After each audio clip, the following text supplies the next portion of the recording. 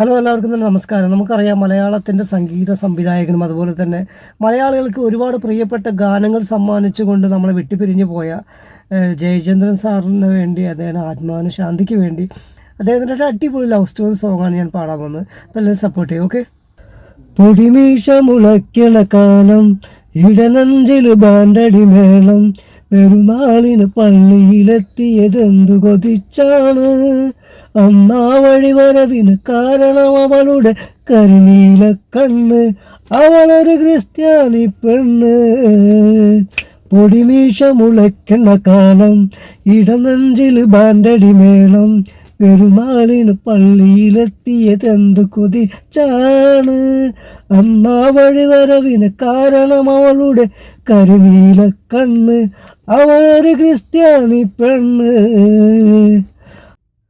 അറിയാതെ